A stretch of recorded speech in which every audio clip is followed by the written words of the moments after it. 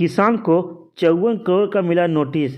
हजारीबाग में बड़ा फ्रॉड का मामला प्रकाश में आया है, जिसमें सरकार को करोड़ों रुपए का नुकसान भी होने का असर है।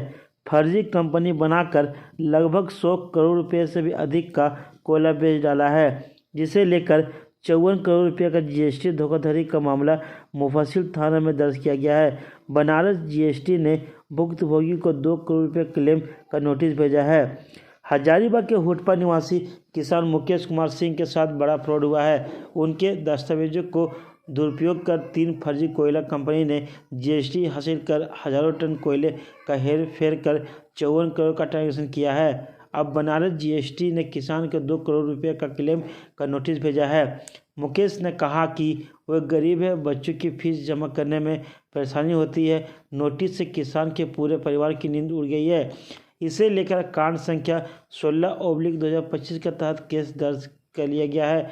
जांच में पता चला है कि किसान के नाम पर Ganesh enterprises company, Shiv Ganga trader और मां भद्रकाली ट्रांसपोर्ट ने कोयले का कारोबार किया है। मुकेश कुमार सिंह, पिता स्वर्गीय कमल सिंह, प्रखंड सदर, पंचायत हुटपा, ग्राम चाय के निवासी हूँ। मेरे नाम से बहुत बड़ा फ्रॉड हुआ है, जो कि जीएसटी 54 करोड़ का बताया गया है। नोटिस आया इनकम टैक्स वाराणसी से, वहाँ नोटिस जब आया तो इंग्लिश में इतना समझदारी नहीं था। मैं अपने करीबी दोस्त रंजीत पाठक को फ़ोन किए, जब नोटिस दिखाए तो बोले कि आपके साथ बहुत बड़ा गेम हुआ है। तो रंजीत पाठक और वो बोले कि मेरे एक सीए हैं, उनसे जाकर मिलते हैं। वहाँ जब लेटर लेकर के गए तो सीए के माध्यम से पता चला कि 54 करोड़ का आपका जीएसटी हुआ है। क्या बोलकर जीएसटी हुआ? क्या चीज़ का व्यापार दिखाया गया है? व्यापार कोयला का व्यापार दिखाया गया है। और आप करते क्या हैं? हम कुछ नहीं, खेती बाड़ी करते हैं। तो आपने कहाँ इसके अपना आवेदन दिया, गुहार कहाँ लगाया है? गुहार थाना में गुहार लगाए हैं, फिर आपका जीएसटी ऑफिस में जाकर के ये आरटीआई किए कि क्या क्या डॉक्यूमेंट्स लगाया है।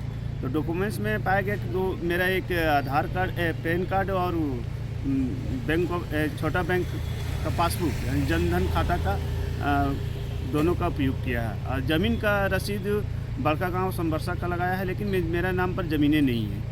और जो ईमेल भी मेरे नाम पर नहीं है, ना फ़ोन नंबर भी मेरे नाम पर है।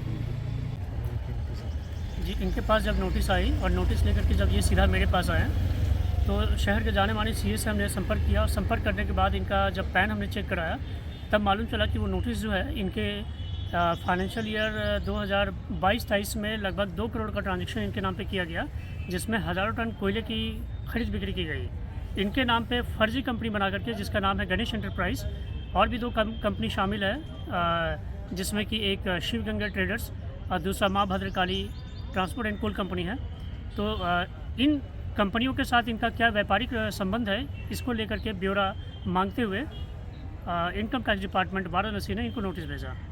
और आगे हमने जब चेक कराया तो मालूम चला कि फाइनेंशियल ईयर 23-24 में गणेश एंटरप्राइज के नाम पे 52 करोड़ का लगभग और भी ट्रांजेक्शन हुआ है, कोयले की खरीद बिक्री हुई है।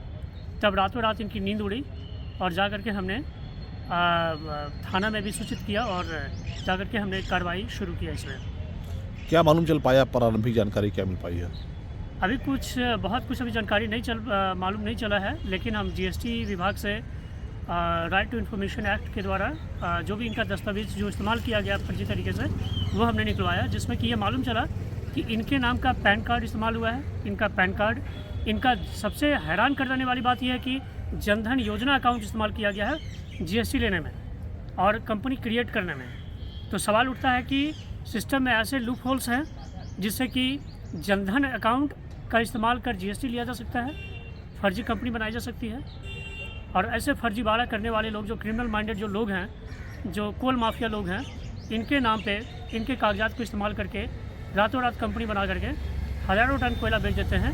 और एक गरीब आदमी, हैंड टू माउथ लिविंग जिनका है, जिनकी माली स्थिति इतनी ख़राब है कि ये बच्चे को ठीक से नहीं पढ़ा पा रहे हैं, जिनका फ़ी ठीक से नहीं भर पाते हैं, उनके ऊपर यह आरोप लगता है कि हज़ारों टन कोयला ये इन्होंने बेचा है। क्या हुआ नाम आपका? मेरा नाम रंजीत पाठक हुआ। देखिए, सेंट्रल जीएसटी विभाग से जुड़ करके कोई फ्रॉड नहीं कर रहे हैं। अभी पहले क्या था कि रजिस्ट्रेशन, ऑनलाइन रजिस्ट्रेशन होता था, तो फेक डॉक्यूमेंट के आधार पर भी रजिस्ट्रेशन ले लिए और अपना कुछ काम किए। अभी हम लोग को बाहर से भी, हेडक्वार्टर से भी आ रहा है कि बहुत सारा फेक रजिस्ट्रेशन हुआ है और आईटीसी का गलत इस्तेमाल किया गया है।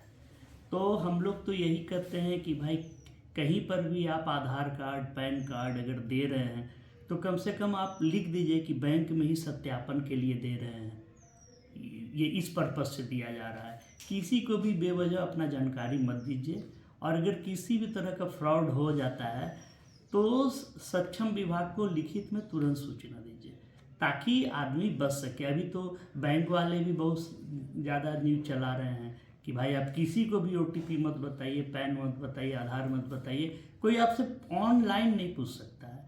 अगर बैंक फर्जीवाड़ा क्यों हो रहा है कि बोलता है कि आपका क्रेडिट कार्ड बंद कर दिया गया, एटीएम बंद हो जाएगा, वो सब फर्जी है। अगर कुछ ऐसा है तो बैंक जाइए, और बैंक जाने के बाद वहाँ पर भी जो वो आपसे कागज मांगेंगे, पैन कार्ड का कॉपी मांगते हैं, आधार का कॉपी मांगते हैं, बेसिकली यही दो मांगते हैं, उसमें भी आप लिख दीजिए कि ये इस पर्पज़ से दिया जा रहा है ताकि फर्जीवाड़ा से बच सके। और अगर फर्जी हो जाए, किसी के साथ फर्जीवाड़ा हो जाए, तो प्रॉपर जो ऑफिस है इसका, उसमें जा कर के कंप्लेन लॉन्च कीजिए। साइबर क्राइम के अगेंस्ट में तो आप ऑनलाइन भी कंप्लेन कर सकते हैं। और हम लोग के विभाग से रिलेटेड अगर कोई आप लोग को जानकारी है कि ऐसा हुआ है तो लिखित में कंप्लेन दीजिए, हम लोग उसको मुख्यालय भेज करके उसमें जांच करवाएंगे।